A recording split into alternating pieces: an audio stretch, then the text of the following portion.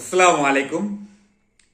আজকে চট্টগ্রাম বিভাগের মধ্যে বিভিন্ন জায়গায় বন্যা প্লাবিত হচ্ছে এবং ইউটিউবার, বিভিন্ন সেলিব্রিটি, বিভিন্ন লোকজন কেন যাচ্ছে না? 2024 সালের কথা মনে করে দেখেন, কেন যাচ্ছে না এই বন্যা প্লাবিত মানুষের পাশে দাঁড়ানোর জন্য? হয়তো মানবিক কাজ করতে গেলে যখন একজন মানুষ মানবিক ইউটিউবার হোক, ফেসবুকের হোক অথবা ভাইরাল পার্সন হোক, অনেক সেলিব্রিটিরা আছে ফেসবুকে, ইউটিউবে, যখন বিভিন্ন জায়গা থেকে নেতা কর্মী, বিভিন্ন সেলিব্রিটিরা অথবা 24-এর বন্যার উপলক্ষে যখন প্রাণ নিয়ে বিভিন্ন জায়গায় গিয়েছিলেন, হয়তো যাওয়ার পরে কিন্তু এখানে যখন বন্যা প্লাবিত হওয়ার পরে কিন্তু যে ইউটিউবার আছেন, ফেসবুকে ভাইরাল লোক পার্সনগুলো আছেন এবং অনেক নেতাকর্মী আছেন, দলীয় লোকজন আছেন, পরবর্তী সময় কিন্তু তাদেরকে ইঙ্গিত করে কথা বলেছে। বলাটা হলো কি, কেউ যদি হয়তো বন্যা চলে গেছে 24-এ, সে ঘুরতে গিয়েছে 25-এ, হয়তোবা বন্যার টাকা কত টাকা মেরে দিয়েছেন, এভাবে একটি ব্যাড কমেন্ট করে। এই কমেন্টগুলো করলে একটা মান সম্মানের দিকে, একটা প্রেস্টিজে আঘাত আসে। কত টাকা বন্যার টাকা দা গাড়িটা কিনেছেন, এই ধরনের টিটকারি মস্কারি করে যখন কথাগুলো বলে, তাই নানা রকমের কথাই কিন্তু মিডিয়াতে এসেছে। আসার পরে কিন্তু ওই যে আগে হয়তো 24 আর 26 অথবা 25, এর ভিতরে সম্পূর্ণ লোকগুলো কিন্তু মারা যায় নাই। কিছু কয়েকজন মারা গেছে, আর অনেক সেলিব্রিটি আছে, তারা কেন এগিয়ে যাচ্ছে না? না দেওয়ার কারণ হলো কি, যখন বন্যায় প্লাবিত অসহায় মানুষকে সহযোগিতা করতে যায়, যখন আশেপাশে থেকে যারা বন্যা প্লাবিত মানুষকে সহযোগিতা করতে তো পারলো না, এবং যারা সহযোগিতা করতে যাচ্ছে, যে করে দিয়ে আসার পরে তাদেরকে নিয়ে নানা রকমের মন্তব্য এবং টিটকারি মস্কারি করার কারণে সেই লোকগুলো কিন্তু এখনো মাঠে নামে নাই। হ্যাঁ, বিভিন্ন নেট দুনিয়ায় উঠে আসতেছে। আর 24-এর বন্যার সময় সিলেট হওয়ার পরে চট্টগ্রাম থেকে বিভিন্ন জায়গা থেকে গিয়েছে। আর এই মুহূর্তে যে চট্টগ্রাম বিভাগের মধ্যে বিভিন্ন জায়গায় বৃষ্টির পানিতে বন্যা প্লাবিত হয়েছে, এখনো ভাইরাল পার্সনরা কেন আসতেছে না?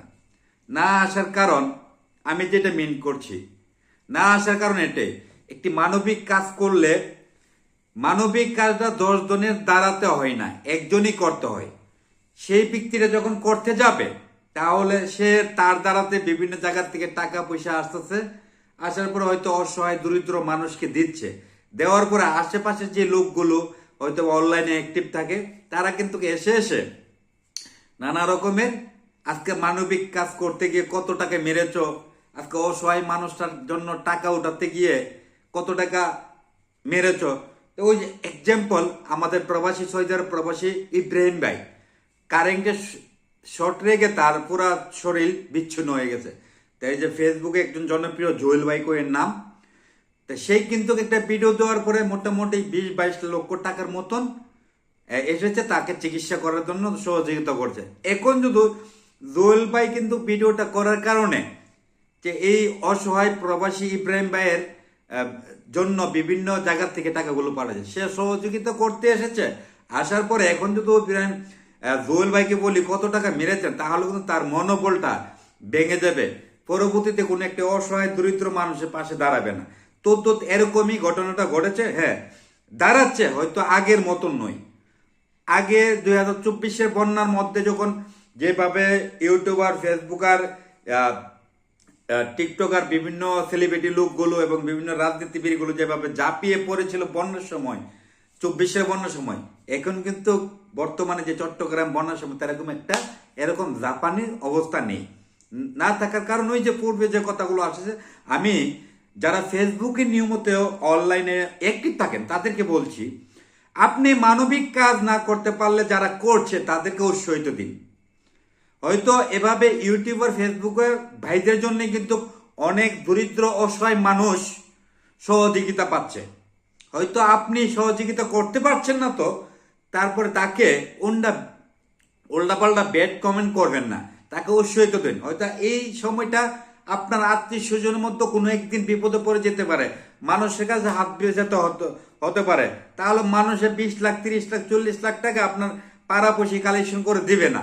না তো যখন একটা ইউটিউবার ফেসবুকের ভাই বন্ধুদের কাছে যান, তারা একটা ভিডিও পোস্ট করলে 20 30 লাখ 40 লাখ টাকা আসে, তখন এই অসহায় দরিদ্র মানুষটাকে চিকিৎসা করানো সম্ভব হয় তাদের দ্বারাতে কিন্তু।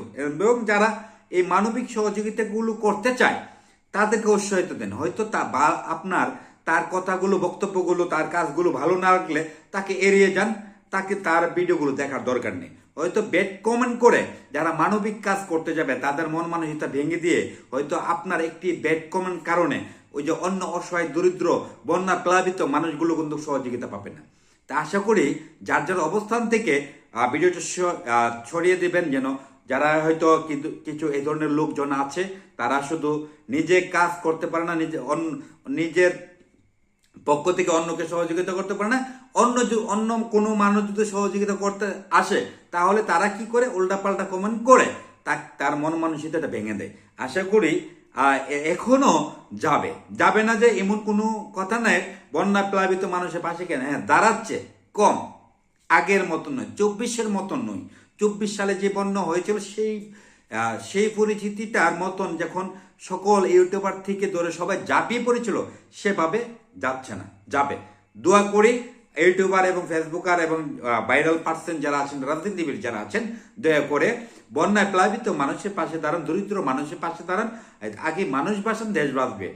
মানুষকে বাঁচালে দেশ বাঁচবে। হয়তো দেশের সম্পদ হয়তো একটি পরিবারের দ্বারাতে বড় বড় কর্নেল মেজর জেনারেল বড় ব্যক্তি নৌবাহিনী হতে পারে।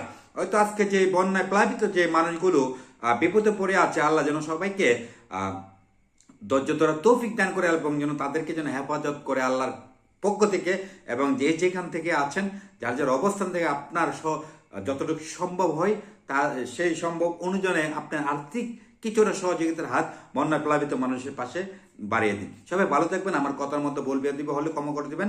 আসসালামু আলাইকুম।